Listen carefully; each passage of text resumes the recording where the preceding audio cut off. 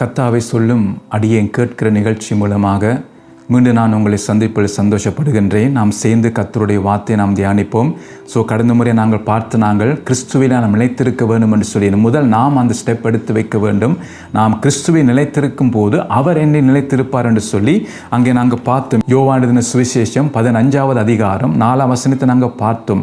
அப்போ கிறிஸ்துவுக்கு என்னுடைய வாழ்க்கையை எப்படி இருக்க வேண்டும் என்று பரலோகம் எதிர்பார்க்கிறது என்றால் முதலாவது நான் கிறிஸ்துவை நிலைத்திருக்க வேண்டும் என்று சொல்லி எதிர்பார்க்கிறது.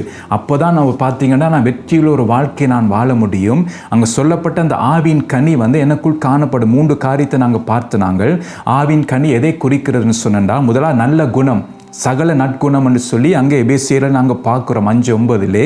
அப்போ 2வது நீதி, அது நாங்கள் பார்த்தோம். சுயநீதி அல்ல, தேவனுக்குரிய நீதி என்று நாங்கள் பார்த்தோம்.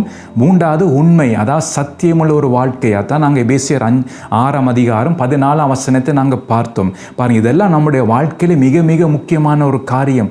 இதை நாங்கள் பார்த்தீங்கன்னா இதை தான் நாம் கண்ணோக்கி பார்க்க வேண்டும். நம்முடைய ஃபோக்கஸ் ஆவின் கனியை நான் கொடுக்க வேண்டும். அதுதான் என்னுடைய வாழ்க்கையிலே மாற்றம் வரும்.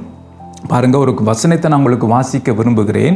2 பேதுரு 3ஆம் அதிகாரம் 17-18 உள்ள வசனங்களை நான் வாசிக்கிறேன். ஆதலால் பிரியமானவர்களே, இவைகளை முன்னமே நீங்கள் அறிந்திருக்கிறபடியால் அக்கிரமக்காரருடைய வஞ்சகத்திலே நீங்கள் இழுப்புண்டு உங்கள் உறுதியிலிருந்து விலகி விழுந்து போகாதபடிக்கு எச்சரிக்கையாயிருந்து நம்முடைய கர்த்தரும் இரட்சகருமாகிய இயேசு கிறிஸ்துவின் கிருபையிலும் அவரை அறிகிற அறிவிலும் வளருங்கள். அவருக்கு இப்பொழுதும் என்றென்றைக்கும் மகிமை உண்டாவதாக, ஆமேன் என்று சொல்லி பாருங்க, கர்த்தருடைய வார்த்தை நமக்கு எச்சரிக்கிறது. பாருங்க, முதல் 17ஆம் வசனத்தை பார்க்கும்போது பாருங்க, முன்னமே நீங்கள் அறிந்திருக்கிறபடியால் பாருங்க, அக்கிரமக்காரருடைய வஞ்சகத்தில் நீங்கள் இழுப்புண்டு பாருங்க. அப்போ அந்த அக்கிரமக்காரருடைய வஞ்சகத்தை நாங்கள் இழுப்புண்டு போகக்கூடாது. இன்றைக்கு பாருங்க, இன்றைக்கு அநேகர் இப்படியான ஒரு வஞ்சகத்திலே இழுப்புண்டு போயிருக்கிறார்கள். பாருங்கள், எப்படி ஏவாள் வஞ்சிக்கப்பட்டாலோ, எப்படி அந்த பாவம் அந்த பாருங்கள் அங்கே வந்ததோ, இன்றைக்கு அநேகரை இன்றைக்கு பிசாசு வஞ்சித்து தன் பக்கம் இழுத்து கொள்ளுகிறான். நம்முடைய மனது குருட்டாக்கப்பட்ட நிலைமையில இருக்கிறது. பாருங்கள், அவனுடைய இச்சைப்படி செய்ய அவனாலே நாம் நடத்தப்படுகிறோம். அப்போ என்ன கவலைக்குரிய விஷயம் என்றால், அவனுடைய இச்சைப்படி செய்வதற்கு நான் நடத்தப்படுகிறேன் என்ற அந்த அறிவு கூட நமக்கு இல்லாமல் இருக்கிறது. ஏனென்றால் சத்தியமுள்ளவரை நான் அறிந்தால்தான் பாருங்க, அந்த சத்தியம் என்னை விடுதலையாக்கும் என்று எழுதியிருக்கிறது. அப்போ அந்த அறிவு இருந்தால்தான் எனக்கு தெரியும் இது வஞ்சனை என்று சொல்லி. இந்த வஞ்சனையில் பிசாசினை வஞ்சிக்க முயற்சி பண்ணுகிறார் என்று சொல்லி அந்த சத்தியம் உள்ளவரை அறிகிற அந்த அறிவு என்னை எச்சரிக்கும். அப்போ இன்றைக்கு அதுக்காகத்தான் இந்த கடைசி காலத்திலே இன்றைக்கு பாருங்கள், பிசாசு தனக்கு கொடுத்த கொஞ்ச காலம் என்று பாருங்கள் எண்ணி அவன் என்ன செய்கிறான் என்றால், அவன் பூமியில் இறங்கி தீவிரமாக செயல்படுகிறான். தனக்கு கொடுத்த கொஞ்ச காலம் என்று சொல்லி கோபத்துடன் அவன் என்ன செய்கிறான் செயல்படுகிறான். அப்போ இன்றைக்கு அதிகமான கிறிஸ்தவர்கள் இன்றைக்கு வஞ்சிக்கப்படுகிறார்கள். கவலைக்குரிய விஷயம் என்னென்றால், இன்றைக்கு ஊழியக்காரர்கள், பிரசங்கம் பண்ணுகிறவர்கள், சபையை நடத்துகிற தலைவர்கள், இவர்கள் எல்லாரும் இந்த வஞ்சனையிலே மாட்டுப்பட்டிருக்கிறார்கள். இன்றைக்கு பிழையான வழியிலே இன்றைக்கு சபை போய்கொண்டிருக்கிறது. இன்றைக்கு சபை ஆயத்தப்படாதபடிக்கு, மணவாளனை சந்திக்கிறதுக்கு ஆயத்தப்படாதபடிக்கு, இன்றைக்கு மணவாட்டி பார்த்தீங்கன்னா தன்னை அலங்கரிக்காதபடிக்கு வஸ்திரத்தை கலட்டி போட்டு இன்றைக்கு மணவாட்டி தூங்கி கொண்டிருக்கிறாள். அதான் உன்னத பாட்டு 5ஆம் அதிகாரத்தை நான் கடந்த முறை பார்த்தோம். அப்போ அது எல்லாம் பார்த்தீங்கன்னா என்னண்டா, ஏன் மணவாட்டி தூங்கி கொண்டு இருக்கிறாள் என்றால், மணவாட்டி வஞ்சிக்கப்பட்டு விட்டாள். அத்தான் அவள் தூங்கி கொண்டிருக்கா. இந்த கடைசி காலம் என்று கூட அவளுக்கு உணராதபடிக்கு அவள் தூக்க நிலைமையில் இருக்கிறாள். அத்தான் அவள் என்ன செய்தா, பாதத்தை கழுவிட்டாள் என்ற ஆயத்தம் இல்லை. அதனால் பாதரட்சியை கலட்டி போட்டு பாதத்தை கழுவி வஸ்திரத்தை கலட்டி இப்போ தூங்கி கொண்டிருக்கிறாள். அப்போ நாம் பாதரட்சி நாம் தொடுத்து நாம் ரெடியாக இருக்க வேண்டும். அத்தான் ஆண்டவர் மோசையை பார்த்து சொல்லுகிறார், அந்த பாஸ்கா பாருங்க, அந்த பலியை புசிக்கும் போது எப்படியா தடி பிடித்து கொண்டு நின்று கொண்டு கால்களே பாதரட்சியை போட்டுக்கொண்டு அவர்கள் ஆயத்தத்தோடு நிற்கும். அது என்னென்னா உடனே புறப்பட்டு போக வேண்டும். அத்தான் எடுத்துக்கொள்ளப்படுதல். அப்போ அந்த இதுக்கு இன்றைக்கு ஒவ்வொருவரும் காணப்பட வேண்டும். ஸோ அந்த வசனத்தை நான் வாசிக்க விரும்புகிறேன். அப்போ தான் இந்த காரியம் உங்களுக்கு விளங்கும். பாருங்க, யாத்திராகம் 12ஆம் அதிகாரம் 11ஆம் வசனத்தை நான் உங்களுக்கு வாசிக்க விரும்புகிறேன். அதை புசிக்க வேண்டிய விதமாவது, நீங்கள் உங்கள் அறைகளில் கச்சை கட்டிக்கொண்டும் உங்கள் கால்களில் பாதரட்சி தொடுத்து கொண்டும் உங்கள் கையில் தடி பிடித்து கொண்டும் அதை தீவிரமாய் புசிக்க கடவீர்கள். அது கர்த்தருடைய பாஸ்கா. பாருங்கள், இதெல்லாம் பார்த்தீங்கன்னா இப்போ நம்முடைய காலத்தில் நடக்க போக காரியங்கள் தான் இதெல்லாம் நிழலாய் நமக்கு எழுதப்பட்டிருக்கிற திருஷ்டாந்தங்களாக நமக்கு எழுதப்பட்டிருக்கிறதுன்னு சொல்லி இங்கே நாங்கள் பார்க்குறோம். பாருங்கள், அது புசிக்க வேண்டிய விதமாவது நீங்கள் உங்கள் அறைகளில் கச்சையை கட்டி கொண்டு, அதான் உண்மையான ஒரு வாழ்க்கை நம்முடைய வாழ்க்கை இருக்க வேண்டும். அதான் நாங்கள் எபேசியரை நாங்கள் பார்க்குறோம். அதில் உண்மையான ஒரு வாழ்க்கை இருக்க வேண்டும், சத்தியமுள்ள வாழ்க்கை நம்முடைய வாழ்க்கையில் இருக்க வேண்டும். அதான் பாருங்கள், அறைகள் கச்சையை கட்டி கொண்டும் உங்கள் கால்களில் பாதரட்சி தொடுத்து கொண்டும். பாதரட்சி எப்போ நாங்கள் போடுவோம்டா, நான் வெளியில் போவதற்கு. அப்போ நான் வீட்டில் இருக்கும்போது நாங்கள் பாதரட்சி நான் போட மாட்டோம், கழட்டி வைப்போம். அப்போ பாருங்கள், அப்போ நான் புறப்பட்டு போக வேண்டும், அப்போ எதிர்கொண்டு நான் போக வேண்டும், மணவாளனை நாம் எதிர்நோக்கி கொண்டு போக வேண்டும். அதற்காகத்தான் நாம் பாதரட்சி போட்டுக்கொண்டு நாம் ரெடியாக இருக்க வேண்டும். அந்த எக்கால தொனிக்கும் போது உடனே புறப்பட்டு நாம் போக வேண்டும். மற்ற இங்கே வேதம் சொல்லுகிறது, பாதரட்சி தொடுத்து கொண்டும் உங்கள் கையில் தடி பிடித்து கொண்டும் அது தீவிரமாய் புசிக்க கடவீர்கள். தடி எதுக்கு பிடித்து கொள்வார்கள்? பிரயாணம் போவதற்கு. அது தடி வேணும் என்ற பாருங்கள், கூட பிரயாணம் அந்த நாட்களிலே பிரயாணம் படும்போது தடியை கொண்டு போவார்கள் என்ற பல காரியங்களுக்கு அந்த தடி அவர்களுக்கு உதவியாக இருக்கும். அப்போ இதோட பிரயாணத்தை குறிக்கிறது. அப்போ நான் பார்த்தீங்கன்னா என்ன, இடுப்பில் கச்சை கட்ட வேண்டும், பாதரட்சியை போட வேண்டும், தடியை பிடித்து, அதெல்லாம் எதை குறிக்கிறதுண்டா, மணவாளனை சந்திக்கிறதுக்கு மணவாட்டி ரெடியாக இருக்க வேண்டும். அதான் இங்கே நாங்கள் பார்க்குறோம். அதான் அடுத்த வசனத்தை நீங்கள் பார்க்கும்போது, அந்த ராத்திரியிலே நான் எகிப்து தேசம் எங்கும் கடந்து போய் எகிப்து தேசத்தில் உள்ள மனிதர் முதல் மிருக ஜீவங்கள் மட்டும் முதற் பேராக இருக்கிறவைகளை எல்லாம் அதம் பண்ணி எகிப்து தேவர்கள் மேல் நீதியை செலுத்துவேன் நானே கர்த்தர். அப்போ நீதி சரி கட்டும் நாள் துவங்கி விட்டுரும். நாம் சபை எடுத்துக்கொள்ளப்படும் போது அந்த கிறிஸ்து வருவான். அப்போ நீதி சரி கட்டுதல் உண்டாகும். அங்கே பார்த்தீங்கன்னா அந்த கிறிஸ்துவின் ஆட்சி இருக்கும். அன்று பார்த்தீங்கன்னா பல தீமையான காரியங்கள் நடக்கும். 7 வருஷம் பார்த்தீங்கன்னா ஆட்சி இருக்கும். பாருங்கள், உபத்திர காலம் இருக்குது, 3.5 ஆண்டு, மகா உபத்திர காலம் 3.5 ஆண்டு. அதெல்லாம் பார்த்தீங்கன்னா இங்கே பூமியிலே நடக்கும். அப்போ அதெல்லாம் அவனுடைய ஆட்சி அதிகமாக இருக்கும். அப்போ அதனால தான் அதுக்கு முன்பாக நாம் எடுத்துக்கொள்ளப்பட வேண்டும். அதற்குத்தான் இந்த ஆயத்து முக்கியம். பாதரட்சியை தொடுத்திருக்க வேண்டும். ஆனால் மணவாட்டி என்ன செய்கிறார்? உன்னத பாட்டு 5ஆம் அதிகாரத்திலே வஸ்திரத்தை கழட்டி போட்டால் பாதரட்சியும் கழட்டி போட்டு பாதத்தை கழுவிட்டாள். அது என்னென்னா பாதரட்சி போடுறதுக்கு அவசியமாவுக்கு இல்லை, அதான் பாதத்தை கழுவி விட்டாள். அப்போ இன்றைக்கு சபை அப்படித்தான் இருக்கிறது. அதனால தான் இன்றைக்கு என்ன நடக்கிறேன்னா, வஞ்சிக்கப்பட்டு விட்டோம். நாம் இன்றைக்கு அந்த வஞ்சனை நாம் இருக்கிறோம், அந்த மயக்க நிலைமையில இருக்கிறோம். பிசாசு இச்சைப்படி செய்ய அவனாலே நாம் பிடிப்பட்டு போய் இருக்கிறோம். அப்போ இந்த கண்ணிலிருந்து நாம் வெளியிலே வர வேண்டும். அதற்கு தான் நாம் என்ன செய்யணும்னா, கிறிஸ்துவை நாம் நிலைத்திருக்க வேண்டும் என்ற அவர் தான் நம்மை நடத்துவார். பாருங்கள், அவர் தான் நமக்கு கண்டித்து உணர்த்துவார். பரிசுத்த ஆவியானவர் நமக்குள் இருந்து நம்மை நடத்துவார். அப்போ அதற்காக தான் நாங்கள் பார்க்குறோம். இப்போ பாருங்கள், 2 பேதுரு 3ஆம் அதிகாரம் 17ஆம் வசனம் திருப்ப நாங்கள் பார்ப்போம். பாருங்கள், இவைகள் எல்லாம் முன்னமே நீங்கள் அறிந்திருக்கிறபடியால் அக்கிரமக்காரருடைய வஞ்சகத்திலே நீங்கள் இழுப்புண்டு. அடுத்தது பார்த்தீங்கன்னா, உங்கள் உறுதியிலிருந்து விலகி விழுந்து போகாதபடிக்கு எச்சரிக்கையாக இருந்து. பாருங்கள், அப்போ என்ன நடக்குமெண்டா, நான் எப்போ விழுவேன் என்றால், பாருங்கள், முதல் வஞ்சிக்கப்படுவேன். முதலாவது நான் என்னுடைய வீழ்ச்சிக்கு முதல் காரணம் வஞ்சனை.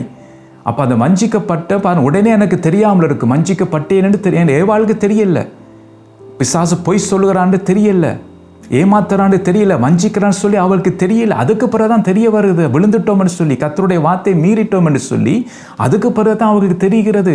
அதுக்கு பிறகு டூ லேட். அப்போ அதனால தான் இன்றைக்கு கடைசி காலம் இன்றைக்கு.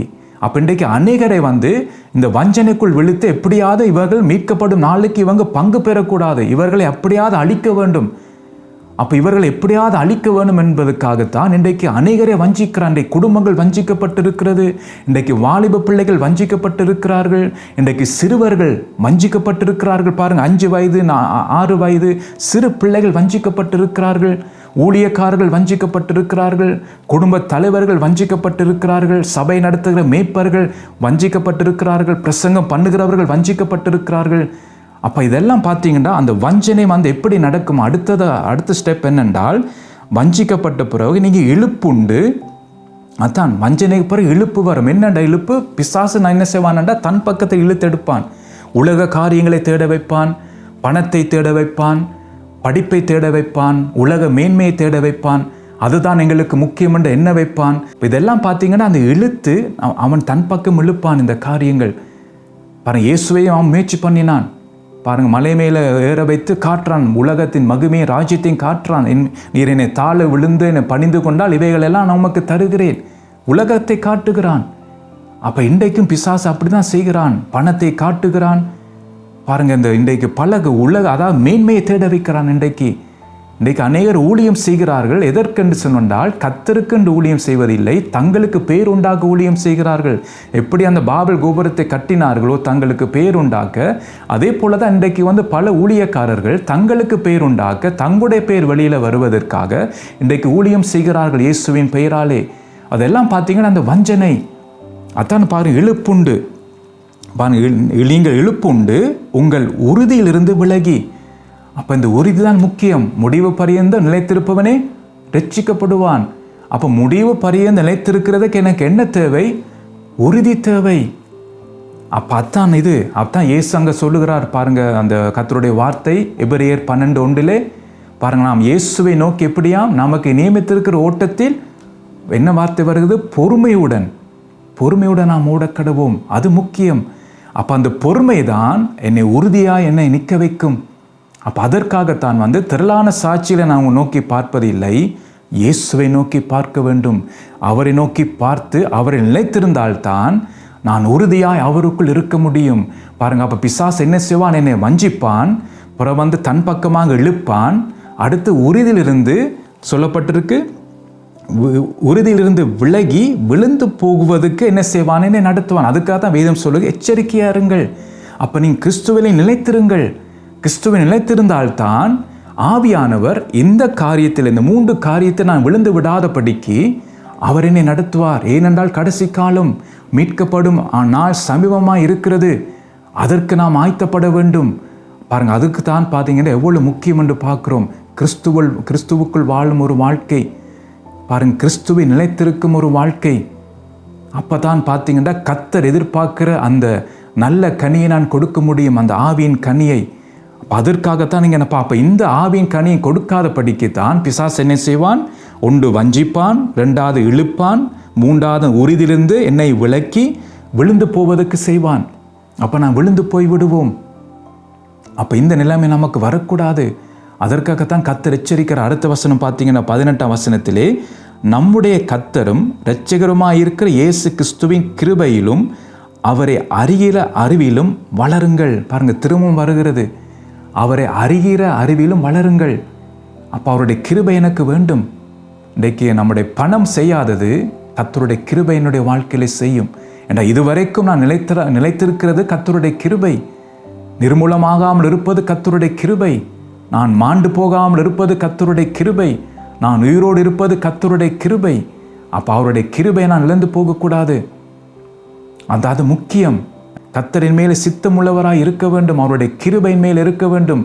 எவை மேல் பார்த்து கிருபையாக இருக்க சித்தமாக இருப்பேனோ அவை மேல் கிருபையாக இருப்பேன்.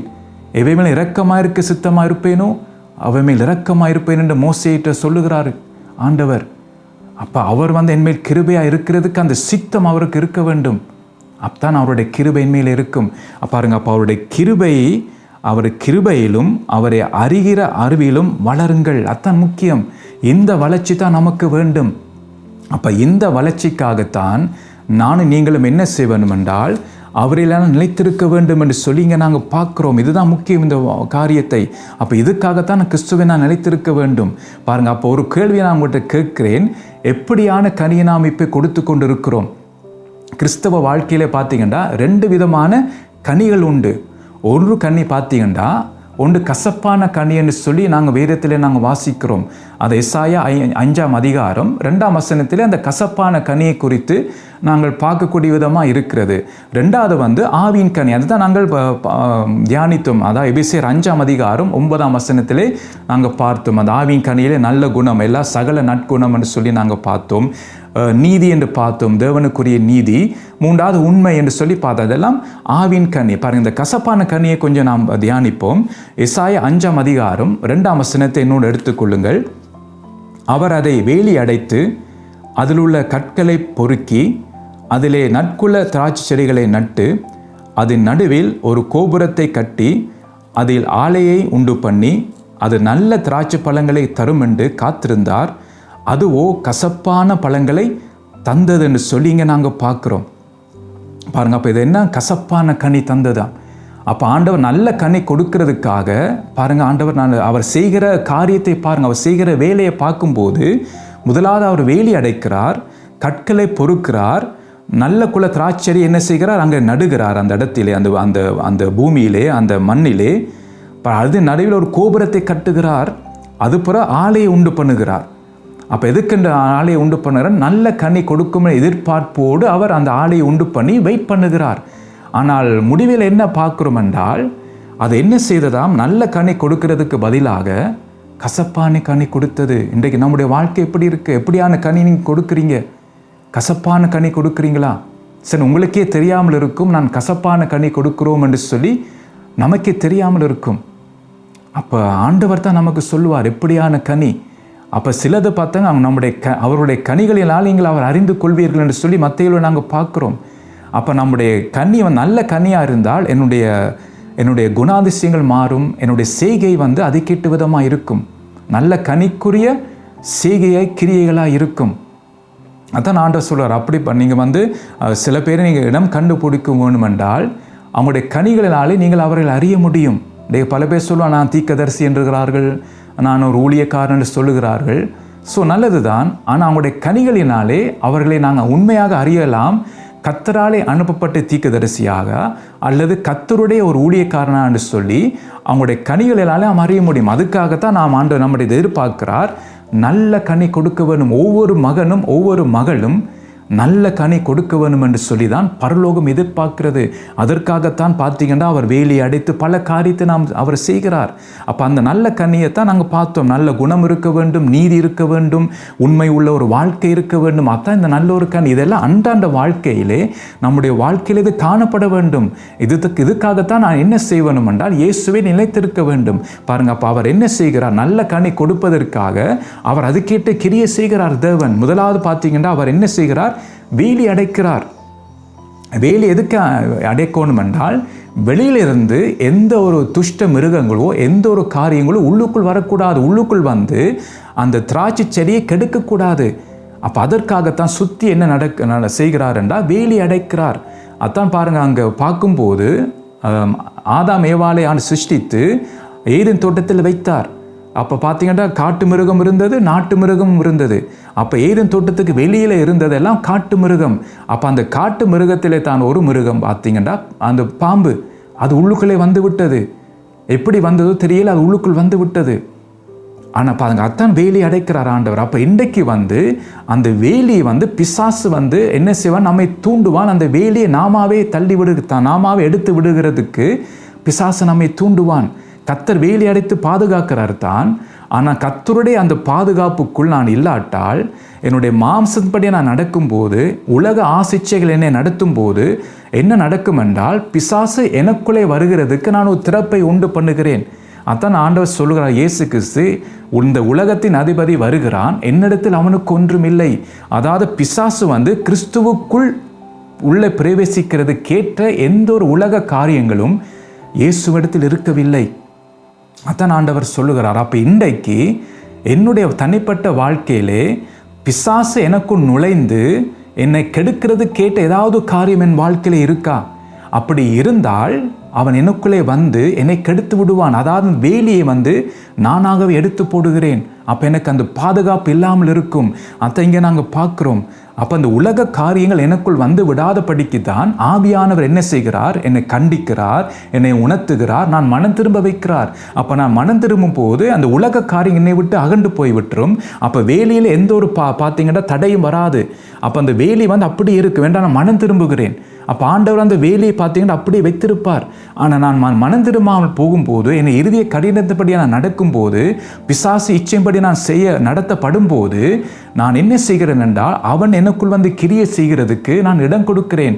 அதான் நாங்கள் பார்க்குறோம். அந்த உவமையிலே மனுஷன் தூங்கி கொண்டிருக்கும் போது சத்துரு பாருங்க கலையை விதைத்தாவும் போய்விட்டான் என்று சொல்லி, அப்போ நம்ம ஒரு தூக்க நிலைமையில வைக்கும் போது பாருங்க சத்துரு இலகுவாக அந்த வேலியை என்ன செய்கிறான், வேலி இல்லாமல் இருக்கும்போது அவன் உள்ளுக்குள்ள கலையை விதைத்தாவும் போய்விடுவான். ஏன்னா நாம் தூக்கத்தில் இருக்கிறோம். ஆதாம் ஏவாள் பண்படுத்தவும் காக்கவும் இல்லை. அதனால தான் பாருங்க அந்த சர்ப்பம் உள்ளுக்குள்ளே வந்தது.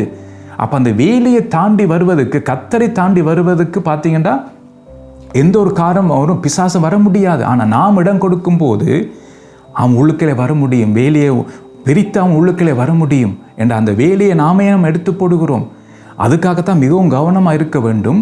அதான் ஆண்டவர் சொல்லுகிறார், உலகத்தையும் உலகத்தில் உள்ளவைகளையும் அன்பு கூறாதிருங்கள். ஏன்னா அதெல்லாம் பார்த்தீங்கன்னா பிசாசுடைய காரியங்கள். அதெல்லாம் தேவனால் உண்டானதல்ல, அதெல்லாம் பிசாசுடைய காரியம், அதெல்லாம் சத்துருவினாலே வருகிறது. அப்போ நாம் அந்த உலகத்தை அன்பு கூர்ந்தோம் என்றால் பாருங்க, எனக்கு எந்த பாதுகாப்பும் இருக்காது. பிசாசு அப்படி இலகுவாக வந்து விடுவான். அவனாலே நடத்தப்படுவோம். அத்தான் இச்சைப்படி செய்ய அவனாலே பிடிப்பட்டிருக்கிறவர் அநேகரன் சொல்லப்படுகிறது. அப்போ அந்த இச்சைப்படி நாம் நடத்தப்படுவோம்.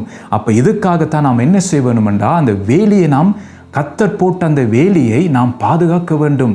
அதற்காகத்தான் அவரை நிலைத்திருக்க வேண்டும். ஆவியானவராலே நடத்தப்பட வேண்டும். அதுக்கு தான் அந்த முக்கியம் நம்முடைய வாழ்க்கையிலே. அப்போ அந்த வேலியை நாம் எடுத்து போடக்கூடாது. அப்போ அந்த பிசாசு நமக்குள்ளே கிரியை உண்டு பண்ணி, இச்சையை உண்டு பண்ணி பாருங்கள், சத்துரு எனக்குள் வருவதற்கு நாம் இடம் கொடுக்கக்கூடாது. ரெண்டாவது பார்த்தீங்கன்னா அவர் என்ன செய்கிறார்னா கற்களை பொறுக்கிறார். அதை எதை குறிக்கிறது? கற்கள். ஸோ அது மத்தேயு எழுதின சுவிசேஷம் 13ஆம் அதிகாரம் 20-21 வசனங்கள் நாங்கள் பார்க்கக்கூடியதாக இருக்கிறது. கற்பாறை இடங்களில் விதைக்கப்பட்டவன் வசனத்தை கேட்டு உடனே அதை சந்தோஷத்துடன் ஏற்றுக்கொள்ளுகிறான். ஆகிலும் தனக்குள்ளே வேறில்லாதவனாய் கொஞ்ச காலம் மாத்திரம் நிலைத்திருப்பான். வசனத்து நிமித்தம் உபத்திரவமும் துன்பமும் உண்டாவுடனே விடல் அடைவான்னு சொல்லி இங்கே கர்த்தருடைய வார்த்தை நமக்கு சொல்லுகிறது. அப்போ இது என்னண்டா பார்த்தீங்கன்னா, கற்பாறை இடங்களில் விதைக்கப்பட்டவன் சொல்லப்படும். அப்போ அந்த கற்பாறை இடங்களில் பார்த்தீங்கன்னா அதுக்கு கீழே சின்ன சின்ன சிறு கற்கள் அங்கே எல்லா இடம் இருக்கும். பாருங்கள், எல்லாம் எங்கே நீங்கள் தோண்டி பார்த்தீங்கன்னா அங்கே சின்ன கற்கள் அங்கே இருக்கும். அதனால தான் அந்த கற்கள் அந்த நிலத்திலே இருந்தால் அது ஆழமாக வேறு விட முடியாதபடிக்கு அந்த செடி இருக்கும். அதற்காகத்தான் நாம் பார்த்தீங்கன்னா கிறிஸ்துவை நிலைத்திருக்க வேணும் என்றால் நாம் என்ன செய்ய வேண்டும் என்றால், ஆழமாக நாம் என்ன செய்ய வேண்டாம், நாம் வேரை விட வேண்டும். அதான் நீங்கள் சொல்லப்படுகிறது, கற்பாறை இடங்களில் விதைக்கப்பட்டவன் வசனத்தை கேட்டு. அப்போ இன்றைக்கு நாம் எல்லாரும் வசனத்தை கேட்கிறோம். பாருங்கள், பல வசனத்தை நாம் கேட்கிறோம், பல இடங்களிலே நாம் கேட்கிறோம். ஆனால் சபையிலே கேட்கிறோம், யூடியூப்ல கேட்கிறோம். ஸோ பாருங்கள், வாட்ஸ்அப் மூலமாக வருகிறது, ஃபேஸ்புக் மூலமாக வருகிறது. ஸோ இப்படி பல பாருங்கள் சோஷியல் மீடியா மூலமாக கர்த்தருடைய வார்த்தை நமக்கு வருகிறது தான். ஆனால் அந்த வசனத்தை கேட்கிறோம், நான் உடனே அந்த சந்தோஷத்தோடு ஏற்றுக்கொள்ளுகிறோம். அந்த வார்த்தை வந்த உடனே உண்மையா ஆண்டவரே நான் மீட்கப்படும் நாளுக்கு எப்படியாவது நான் ஆயத்தப்பட வேண்டும் சொல்லி நாம் உடனே என்ன செய்கிறோம், அந்த வார்த்தை சந்தோஷத்தை ஏற்றுக்கொள்ளுகிறோம். ஆனால் அதுக்கு பிறகு ஒரு காரியம் என்ன நடக்கிறது என்றால் 21ஆம் வசனம் சொல்லுகிறது பாருங்க, ஆகிலும் தனக்குள்ளே வேறில்லாதவனாய். அதான் ஆபத்து. வசனத்தை கேட்கிறோம், சந்தோஷமாக ஏற்றுக்கொள்ளுகிறோம். ஆனால் என் தனிப்பட்ட வாழ்க்கையிலே நான் வேறில்லாதவனாய் காணப்பட்டால் அது ஆபத்து. அப்போ எனக்குள் நல்ல வேர் வர வேண்டும் என்றால் நான் என்ன செய்ய வேண்டும்? கிறிஸ்துவில் நான் நிலைத்திருக்க வேண்டும். அதான் முக்கியம். அப்போ அவர் நான் நிலைத்திருக்க பாருங்கள், என்னுடைய வாழ்க்கையில் அந்த வேர் ஆழமாய் போய்கொண்டிருக்கும். அதான் நாங்கள் பார்க்குறோம். அப்போ நான் வசனத்தை கேட்கிறது நல்லது, சந்தோஷத்துடன் ஏற்றுக்கொள்கிறது நல்லது. ஆனால் அந்த வார்த்தையின்படி என்னுடைய வாழ்க்கையை நான் வாழ்ந்தால்தான் என்னுடைய வாழ்க்கையிலே அந்த வேர் ஆழமாய் போகும். எவ்வளவுக்கு அதிகமாக கர்த்தருடைய வார்த்தையை நான் கேட்டு அதன்படி செய்கிறேனோ அது கேட்டு விதமாகத்தான் என்னுடைய வாழ்க்கையிலே அந்த வேர் ஆழமாக போகும். அதான் நாங்கள் பார்க்குறோம். அதான் ஆரம்பத்தில் நான் சொன்னேன், கர்த்தருடைய வார்த்தை நாம் கேட்கிறதை விட்டு அதை கைக்கொள்வது தான் முக்கியம். கேட்கிறது நல்லது தான், ஆனால் அதை விட அதிக நல்லது எதென்றால் அதை கைக்கொள்வது. அப்போ நான் கைக்கொள்ள பாருங்கள், அந்த வேர் ஆழமாய் போய்கொண்டிருக்கும். ஆனால் இங்கே நான் என்ன சொல்லப்படுகிறேன் என்றால், தனக்குள்ளே வேர் இல்லாதவனாய் கொஞ்ச காலம் மாத்திரம் நிலைத்திருந்து அதை நிலைத்திருப்பான். கிறிஸ்துவை நிலைத்திருக்கவில்லை, அவன் கொஞ்ச காலம் நிலைத்திருக்கிறான். அதுக்கு என்ன காரணம் என்றால் பாருங்க, வசனத்து நிமித்தம் உபத்திரவமும் துன்பமும் உண்டாவுடனே. அதான் வருது. அப்போ வசனத்து நிமித்தம் நம்முடைய வாழ்க்கையிலே உபத்திரவமும் துன்பமும் வரும். அதான் சொல்ல, உலகத்தில் உங்களுக்கு உபத்திரவம் உண்டு, ஆனாலும் திடம் கொள்ளுங்கள், நான் இந்த உலகத்தை ஜெயித்தேன் என்று சொல்லுகிறார். அப்போ அந்த ஆண்டவர் ஜெயித்தபடியால் நான் கிறிஸ்துவை நிலைத்திருந்தால் நானும் அந்த உலகத்தை ஜெயிக்க முடியும். அந்த கடந்த முறை அந்த செய்தியை நீங்கள் பார்க்கலாம் தலைப்பின் கீழே. இந்த இயேசு எப்படி இந்த உலகத்தை ஜெயித்தாரோ நான் எப்படி ஜெயிக்க முடியும் என்று சொல்லி அப்போ கடந்த முறை செய்தியை இங்கே கேட்கலாம் அந்த காரியத்தை. பாருங்கள், அதான் நாங்கள் பார்க்குறோம். அப்போ வசனத்தை நிமித்தம் நம்முடைய வாழ்க்கையில் உபத்திரம் வரும். என்னோட கர்த்தர் நம்மை பரிசோதித்து பார்ப்பார். என்னுடைய விசுவாசம் எப்படி இருக்குது, என்னுடைய ஆவிக்குரிய வாழ்க்கை எப்படி இருக்குது என்று அவர் பரிசோதித்து பார்ப்பார். என்ன மீட்கப்படும் நாள் வந்து சும்மா ஒரு சாதாரணமான கிறிஸ்தவ வாழ்க்கையை வாழ்ந்தால் மீட்கப்படும் நாளுக்கு நான் பங்கு பெற முடியாது. அப்போ அவர் என்ன செய்வார் என்றால் அந்த மீட்கப்படும் நாளுக்கு பங்கு பெறுவதற்கு என்னுடைய ஆவிக்குரிய வாழ்க்கை எப்படி இருக்கு என்று சொல்லி அவர் வசனத்தை நிமித்தமாக என்னை பரிசோதித்து பார்ப்பார். என்னுடைய விசுவாசத்தை சோதித்து பார்ப்பார். என்னுடைய ஆவிக்குரிய வாழ்க்கையை சோதித்து பார்ப்பார். அது எப்படி பலமுள்ளதா இருக்கிறதான்னு சொல்லி அவர் சோதித்து பார்ப்பார். அதனால தான் வசனத்து நிமித்தமாக பாருங்க, என்னுடைய வாழ்க்கையில பார்த்தீங்கன்னா உபத்திரம் துன்பம் வரும். ஆனால் இவர்கள் பார்த்தீங்கன்னா இவங்களுடைய வாழ்க்கையில வந்து அந்த வசனத்தை கேட்டு அதன்படி அவங்க செய்யாதபடியாலே அவங்களுடைய வாழ்க்கையில அந்த வேர் வந்து ஆழமாக போக முடியலை. இந்த வேர் ஆழமாக போக முடியாதபடியினாலே அவங்களுடைய வாழ்க்கையிலே கர்த்தருக்கென்று கிறிஸ்துவுக்கென்று உறுதியாய் அவங்க நிற்க முடியலை. அப்போ உபத்திரம் வந்தோடனே அவங்க தளர துவங்கி விட்டார்கள், பின்வாக்கமாய் போய்விட்டார்கள், கர்த்தருக்கு முதுகை காட்ட தொடங்கி விட்டார்கள், உலக காரியங்கள் இழுப்புண்டு போய்விட்டால் தான் நாங்கள் பார்க்குறோம். அந்த 2 பேதுருவில் நாங்கள் பார்த்தோம், வஞ்சிக்கப்படுகிறது, இழுப்புண்டு படுகிறது, பிசாசினால் இழுப்புண்டு பாருங்கள் நான் உறுதியிலிருந்து விலக வைப்பான். அதை நாங்கள் பார்த்தோம். அதெல்லாம் இந்த சம்பவம் தான். ஏனென்றால் என்னுடைய வாழ்க்கையில வேறில்லை, வார்த்தையை கேட்கிறேன் தான், சந்தோஷமாக ஏற்றுக்கொள்கிறேன். ஆனால் பார்த்தீங்கன்னா நான் வேறு வந்து ஆழமாய் விடவில்லை என்றால் நான் கிறிஸ்துவை நிலைத்திருக்கவில்லை. கொஞ்ச காலம் நிலைத்திருந்து அதோடு நான் பின்வாங்கி போய்விட்டேன். அப்போ இந்த நிலைமை நமக்கு வரக்கூடாது. அதற்காகத்தான் பார்த்தீங்கன்னா அவர் என்ன செய்கிறார், கற்களை பொறுக்கிறார். ஆண்டவர் கற்களை பொறுக்கி, என்னடா நாம் ஆழமாக நான் வேர் விட வேண்டும். அப்போ ஆழமாக வேர் விட்டால்தான் நான் உறுதியாய் கர்த்தருக்குள் நிலைத்திருக்க முடியும். அப்போ அந்த மீட்கப்படும் நாள் வரும்போது, அந்த எக்கால தோனி தொனிக்கும் போது நான் வந்து ஆயத்தத்தோடு நான் வந்து மறுரூபமாகி நான் எதிர்நோக்கி போகலாம். அல்லது கிறிஸ்துவுக்குள் மரித்தால் நான் முதலாவது நான் எழுந்திருப்பேன். அப்போ இந்த நிலைமைக்கு நாம் வர வேண்டும். இதற்காகத்தான் ஆவியான் நம்மை ஆயத்தப்படுத்துகிறார் மீட்கப்படும் நாளுக்கு. அந்திக்கிறிஸ்து வருவது கேட்டு எல்லா காரியங்களும் நடந்து கொண்டு வருகிறது. அப்போ அதுக்கு முன்பாக நம்முடைய மணவாளனை நாம் சந்திக்க வேண்டும். அதற்காகத்தான் கர்த்தர் என்ன செய்கிறார், கற்களை பொறுக்கிறார். ஏன், நாம் ஆழமாக வேர்விட வேண்டும். அப்போ தான் உறுதியாக நாம் நிற்க முடியும். பிரச்சனை வரும்போது, உபத்திரவம் வரும்போது, துன்பம் வரும்போது பாருங்க, அப்போ நான் உறுதியாய் கர்த்தருக்கு நிலைத்திருக்க முடியும். அதற்காகத்தான் பார்த்தீங்கன்னா நான் ஆழமாக வேர்விட வேண்டும். ஸோ அடுத்தது பார்த்தீங்கன்னா 3வது நற்குல திராட்சை செடிகளை நடுகிறார். ஸோ அதை குறித்து எரேமியா 2ஆம் அதிகாரம் 21 வசனத்தை நாங்கள் வாசிக்கக்கூடிய விதமாக இருக்கிறது. நான் உன்னை முற்றிலும் நற்கனி தரும் உயர்குல திராட்சை செடியாக நாட்டினேன். நீ எனக்கு காட்டு திராட்சை செடியின் ஆகாத கொடிகளாய் மாறிப்போனது என்ன? அப்போ ஆண்டவர் பார்த்தீங்கன்னா நம்மை நடும்போது, அப்போ நாம் ரட்சிக்கப்பட்ட அந்த ஆரம்பத்தில் வந்து நாம் கிறிஸ்துவுக்குள் புது குழந்தையாக நாங்கள் பிறப்பிக்கப்படுகிறோம். அப்போ நல்ல ஒரு காரியம், கர்த்தர் நம்முடைய பாவங்களை மன்னித்திட்டார். கடந்த காலம் செய்த பாவங்கள் பாருங்கள், இந்த கிறிஸ்துவை அறிகிறதுக்கு முன்பாக, ரட்சிக்கப்படுகிறதுக்கு முன்பாக நாம் அக்கிரமக்காரராக இருந்தோம், துரோகிகளாக இருந்தோம் பாருங்கள். ஆனால் கர்த்தர் அவருடைய இரத்தத்தினாலே நம்மை பாவங்கள் எல்லாம் கழுவிட்டார், ஒரு புது சிருஷ்டியாய் மாற்றியிருக்கிறார். அப்போ அதுக்கு உதவியாக ஆவியானவரை நாம் முத்திரையாக பெற்றுக்கொண்டோம். ஏனென்றால் நாம் வளருவதற்காக ஆவியானவரை நாம் பெற்றுக்கொண்டோம். அந்த மீட்கப்படும் நாளுக்காக அவர் நம்மை உருவாக்குறதுக்காக நாம் ஆவியானவரை பெற்றுக்கொண்டோம். அதான் நாங்கள் பார்க்குறோம். நான் உன்னை முற்றிலும் நற்கனி தரும் உயர்குல திராட்சை செடியாக நாட்டினேன். அதான் பார்க்குறோம். நம்முடைய ஆரம்பகால விசுவாசம், நம்முடைய ஆரம்பகால ரட்சிப்பை நாங்கள் பார்க்குறோம். ஒரு நல்ல ஒரு கிறிஸ்தவனாக வரும், கிறிஸ்துவுக்குள் ஒரு வாழும் வாழ்க்கைக்காக கர்த்தர் வந்து நம்மை வந்து ரட்சித்தார்.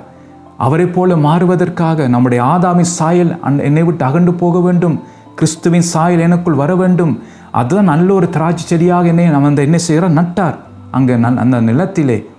என்றால் நல்ல கனி கொடுப்பதற்காக. அப்போ நல்ல ரட்சிப்பு நமக்கு வந்தது, ரட்சிக்கப்பட்டிருக்கோம். அதுதான் பெரிதான ஒரு பாக்கியம். எவ்வளோ பேர் ரட்சிக்கப்படாமலே, கர்த்தரை அறியாமலே நரகத்துக்கு போய் கொண்டிருக்கிறார்கள் பாருங்க. அப்போ அந்த நிலைமை நமக்கு இல்லாமல் கர்த்தர் நம்ம என்ன செய்திருக்கிறார், நம்மை ரட்சித்திருக்கிறார். அதுதான் பார்த்தீங்கன்னா நான் உன்னை முற்றிலும் நற்கனி தரும் உயர்குல திராட்சை செடியாக நாட்டினேன். ரட்சிக்கப்பட்டிருக்கிறோம். ஆனால் என்ன பார்த்தீங்கன்னா, நீ எனக்கு காட்டு திராட்சை செடியின் ஆகாத கொடிகளாய் மாறி போனது என்ன? கேள்வி கேட்கிறார். உன்னை ரட்சித்தேன், என்னுடைய இரத்தத்தை சிந்தினேன், உன் சாபம் பாவம் எல்லாத்தையும் நீக்கி போட்டேன், உன்னை ரட்சித்தேன், நல்லொரு கிறிஸ்தவனாக ஒரு கிறிஸ்துவுக்குள் ஒரு வாழும் வாழ்க்கைக்காக ஒரு புது சிருஷ்டியாக உன்னை உருவாக்கினேன். அப்படி இருந்து என்னடி நீ கசப்பான கனியை கொடுக்க முடியும்? அதான் சொல்லுகிறார். நீ எனக்கு காட்டு திராட்சை செடியின் ஆகாத கொடிகளாய் மாறிப்போனது என்ன? கேள்வி கேட்கிறார். உன்னை இதற்காகவே நான் உன்னை ரட்சித்தேன். அப்போ இன்றைக்கு பாருங்கள், கர்த்தர் நம்மை ரட்சித்த அந்த ரட்சிப்பை நாம் நம்முடைய கிரியைகளை நாம் அசட்டை பண்ணக்கூடாது. பாருங்கள், அப்போ அதனால தான் நாம் ஆழமாக நாம் வேறு உள்ளுக்களை விட வேண்டும். அதற்காகத்தான் நாம் என்ன செய்யணும் என்றால் இயேசுவை நிலைத்திருக்க வேண்டும். நல்ல திராட்சை செடி கொடுப்பதற்காக. அதான் இங்கே நாங்கள் பார்க்குறோம். அப்போ நட்குள்ள திராட்சை செடிகளை நடுகிறார் என்று சொல்லி நாங்கள் பார்க்குறோம். இப்போ 4வது ஒரு கோபுரத்தை கட்டுகிறார் என்று சொல்லி நாங்கள் பார்க்குறோம். ஒரு கோபுரத்தை கட்டுகிறார். அப்போ இது என்னென்னு சொன்னால், கர்த்தர் நம்ம எல்லாம் சிருஷ்டித்து நம்ம எல்லாம் உருவாக்கி நாம் நல்ல கனி கொடுக்கிறதுக்காக கர்த்தர் சபையை வைத்திருக்கிறார். அப்போ சபையை வைத்திருக்கிற எதற்குன்னு சொன்னால், நாம் கிறிஸ்துவுக்குள் வளருவதற்காக, நாம் பார்த்தீங்கன்னா கிறிஸ்துவை போல மாறுவதற்காக தான் சபையை வைத்திருக்கிறார். ஏனென்றால் சபையில தான் பாதுகாப்பு உண்டு. சபையில தான் பார்த்தீங்கன்னா கர்த்தருடைய வார்த்தை உண்டு. சபையில தான் ஆவியானவர் சபைக்கு சொல்லுவார் காரியங்களை. அப்போ நம்மை திருத்துவார். எல்லாம் ஆவியானவர் சபையிலேருந்து கர்த்தர் பேசுவார். அப்போ அதனால தான் நாங்கள் பார்க்குறோம். அதான் கர்த்தருடைய ஆவியானவர் சபைக்கு சொல்வதை காதுள்ளவன் கேட்க கடவன் சொல்லி நாங்கள் பார்க்குறோம் வெளிப்படுத்திலே. அப்போ அதுதான் ஆண்டவர் கோபுரத்தை கட்டுகிறார். எல்லாம் நம்முடைய பாதுகாப்புக்காகத்தான்.